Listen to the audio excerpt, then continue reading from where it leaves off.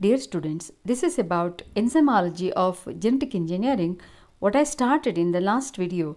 So today I am going to discuss about DNA ligases and DNA polymerases and their role in genetic engineering operations.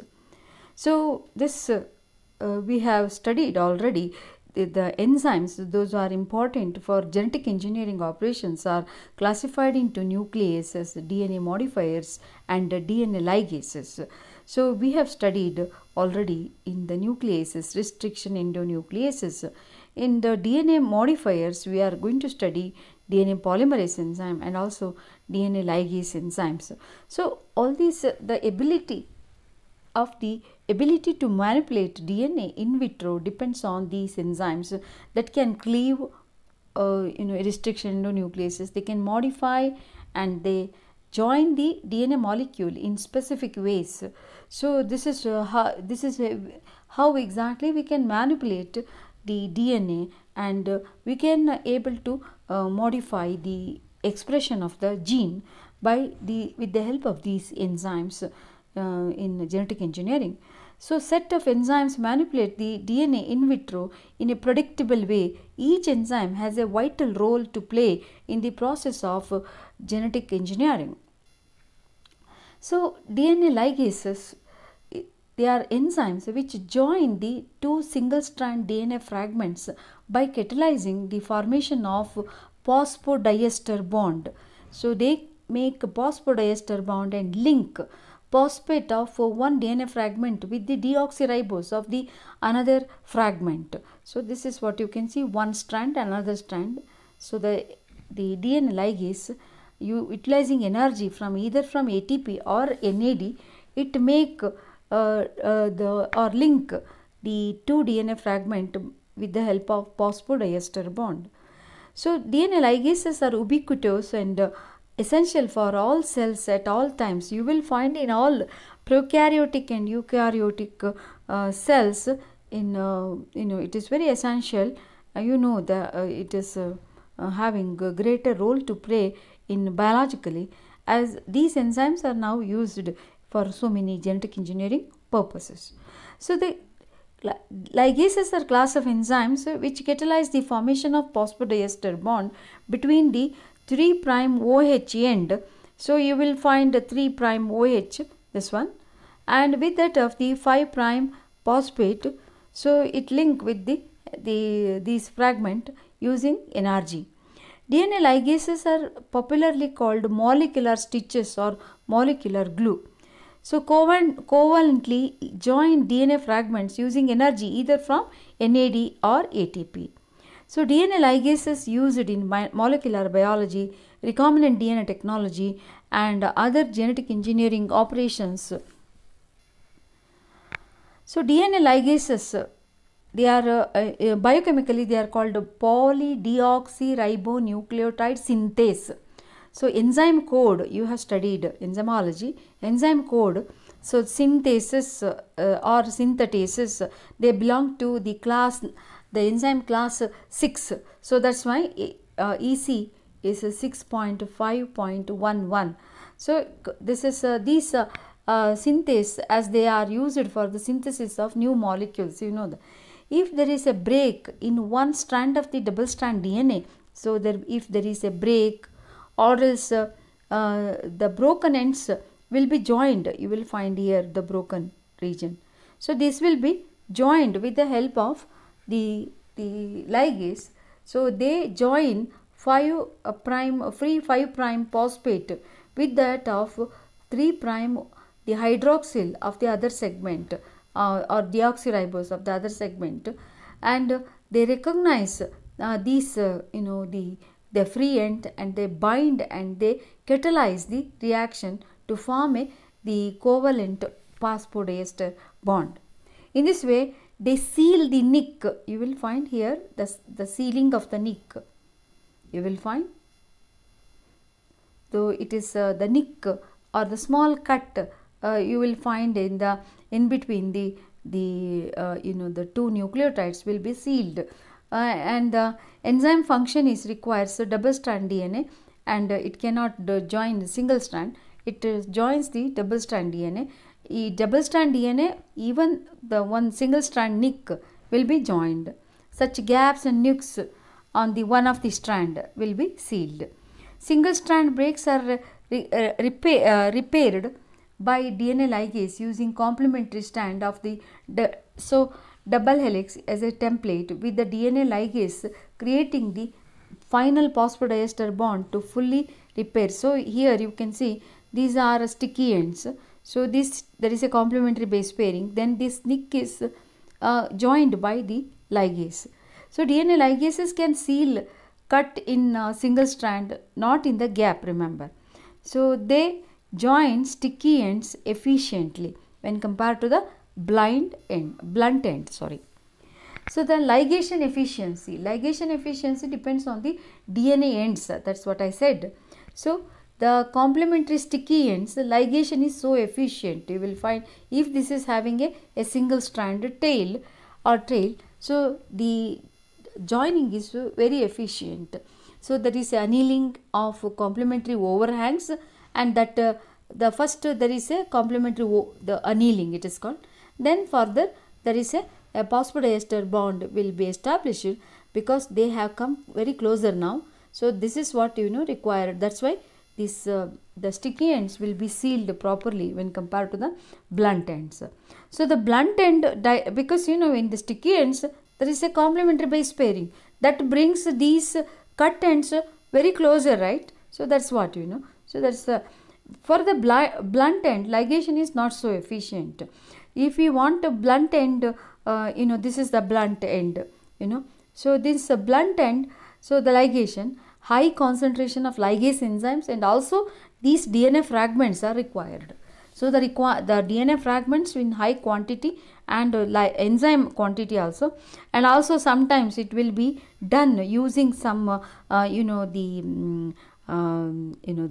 polyethylene glycol like substance that bring two molecules together so that they bond going to form.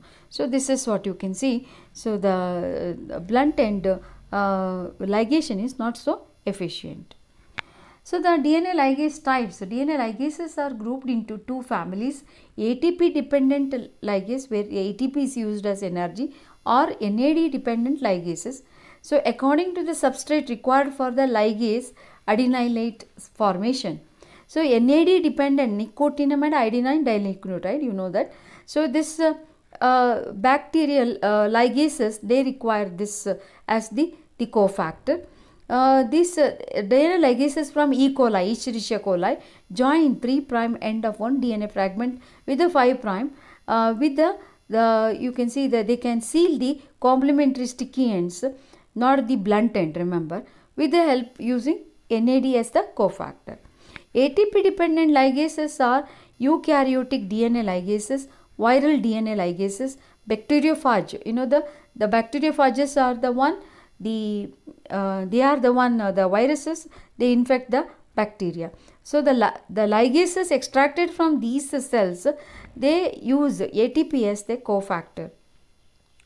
So the mechanism of DNA ligases is they form a covalent phosphodiester bond between the 3' hydroxyl one, that is the acceptor, with that of the 5' phosphate, that is called the donor. So ATP is required for the ligase reaction. There are T4 ligases, that is the T4 bacteriophage ligases from bacteriophage T4 bring blunt and ligation also, but the cohesive ends they seal better, So they also bring the single strand nick, a small cut in RNA, DNA, RNA hybrids using energy from ATP. Then DNA ligases of recombinant E. coli. So now there are the E. coli, they have they are expressing the gene for these DNA ligases for T4 or T7, and they that is extensively to extract extensively. These enzymes are required large amount. So that's why we have to grow E. coli very easily. We can put these viral ligase enzyme gene into the E. coli, and these E. coli will produce these viral ligases in large quantity, so that can be extracted and used for genetic engineering operations. So DNA ligase types, so E. coli DNA ligase, so this is what I have already explained you. So these DNA ligase, they are good at 4 to 37 degrees centigrade. You know that enzyme reaction at particular temperature. So the T4 ligases and T7 ligases, that is the bacteriophage ligases, so they bring blunt end and cohesive end, both you will find. So they are extensively used when compared to the E. coli DNA ligases. T4 ligases and T7 ligases are extensively used for genetic engineering operations, because they can bring cohesive and blunt end ligation. So these are the differences you will find. These are the E. coli DNA ligase, T4 DNA ligase, T7 DNA ligase. So you will find that this is T4 bacteriophage and T7 bacteriophage. So this the energy required are the cofactor NAD, ATP, and they catalyze the 3' and the same reactions you will find in all this. Sticky ends ligation very efficient in E. coli ligase, and they are also efficient in, but the blunt end E. coli cannot make the ligation of the blunt end, but T4 and T7 they can do it. So this is you will find single strand, they cannot, all these enzymes they cannot join the single strand DNA, remember, double strand DNA. They can ligate RNA strands only with respect to T4 ligase. They can ligate DNA strands on RNA strands only with respect to T4 DNA ligase. So DNA ligases, what are the biological role? So the DNA ligases are very active during DNA replication, you know that. So that they are joining the Okazaki fragments, then they are very active in DNA repair. So sometimes some damage to there is a small cut in one of the strand, it is immediately sealed by this DNA ligases, and also they are important for the DNA recombination. So biologically DNA ligases are essential, that's what the joining the Okazaki fragment and continuous lagging strand. It helps in the repair single strand breaks. DNA ligases are extensively used in gene cloning in genetic engineering for the insertion of the desired gene to the vector. They are used to produce recombinant DNA molecules. DNA ligases are essential for all cells, both prokaryotic and eukaryotic, to repair even in they are useful in nanochemistry operations, you can see.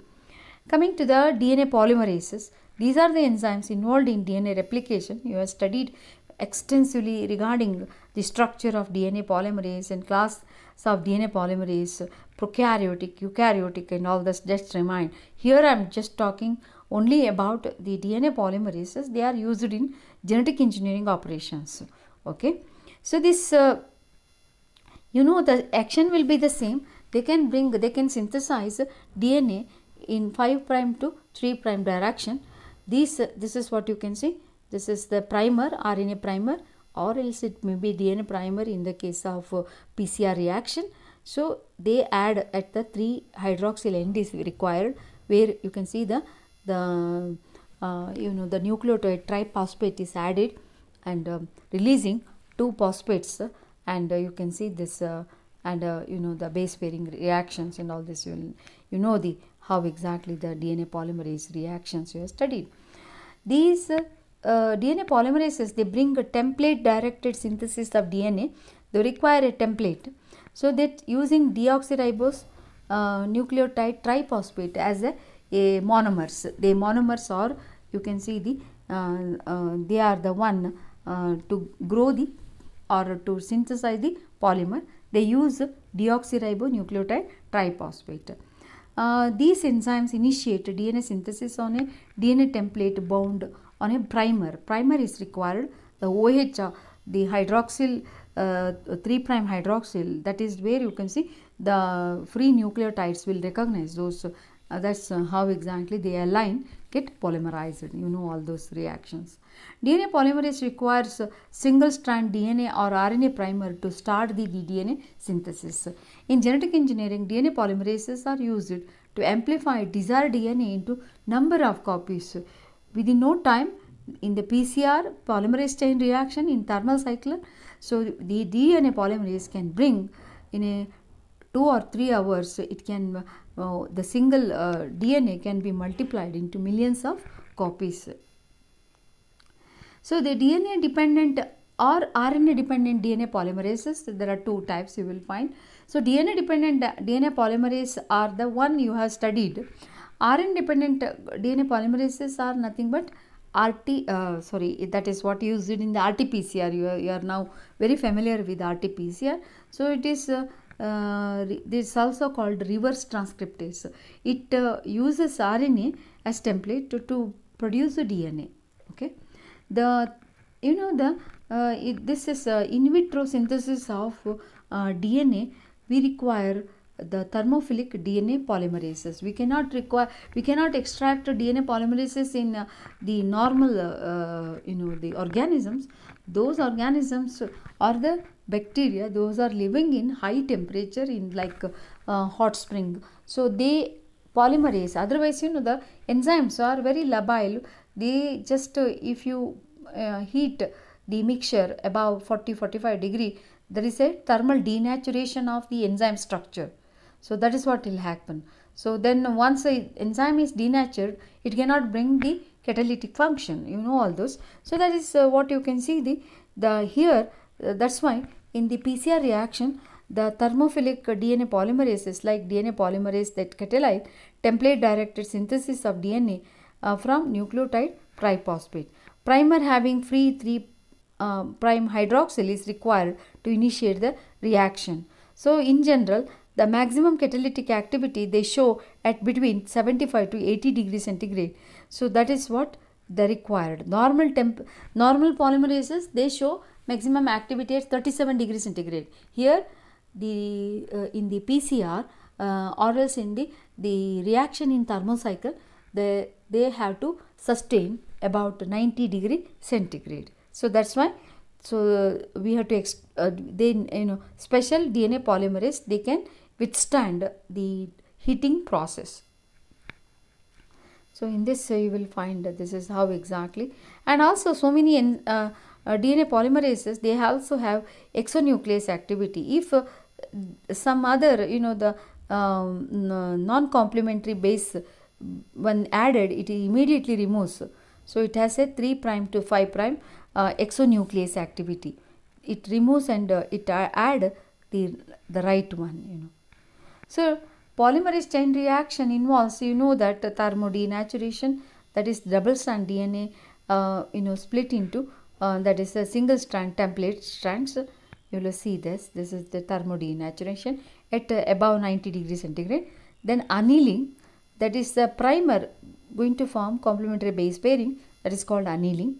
Then the extension, so you can see the new strand will grow, and just behind the primer, 3' hydroxyl, you will see the new free nucleotides are added and they are get polymerized to give rise to the the DNA. So you can see this one parent strand now to daughter strand DNA, the molecules. So this again undergo same reaction. In this way there will be several cycles, 30 cycles, millions of molecules will be produced in PCR reaction. So this the polymerase, TUC polymerase, that is the commonly used in PCR.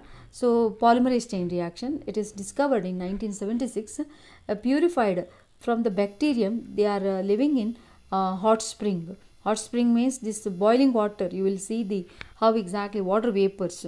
In that temperature they can sustain. So that bacteria, Thermus aquaticus.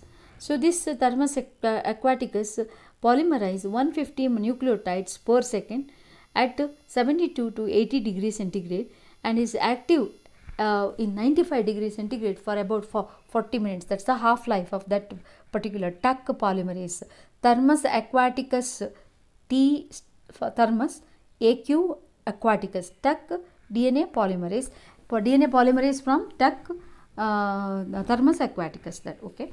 So this TUC polymerase mediate PCR amplification, useful in generating large quantity of specific DNA. It can polymerizes this if the DNA is about 5000 base pair length. If it is still longer one, it cannot able to polymerize. So there is a limitation. The DNA, the maximum length should be of 5000 base pairs. Beyond that, they cannot polymerize, or else it may be irregular. So the recombinant TUC DNA polymerase, the enzyme, so it is all recombinant means this gene is inserted in the E. coli, and they produce these enzymes in large quantity, then it is extracted. So that is what you can see. So the error rate of this it is about something like it is 2 errors for about it is 1 lakh nucleotide that is polymerized. 2 errors in that average you will find. So in addition to TUC polymerase, several other thermostable DNA polymerases have been isolated from different bacteria. Pyrococcus bacteria, it is called FU, and then on the vent that is on you can see the so these they have only the TUC only the FU and vent, they have this 3' to 5' exonuclease activity, proofreading activity. Then these are all the sources. I have Thermus aquaticus, and then these are Pyrococcus furifis. This is Thermococcus litoralis. So the error rate here. So this is the lowest rate is in the case of the FU. Now the FU is popular because the error rate is something like it is 1 million to 10 million nucleotides that is polymerized. There will be 1 error. So this will have further low rate of the error rate. So this is about the polymerases used in genetic engineering purposes. Thank you.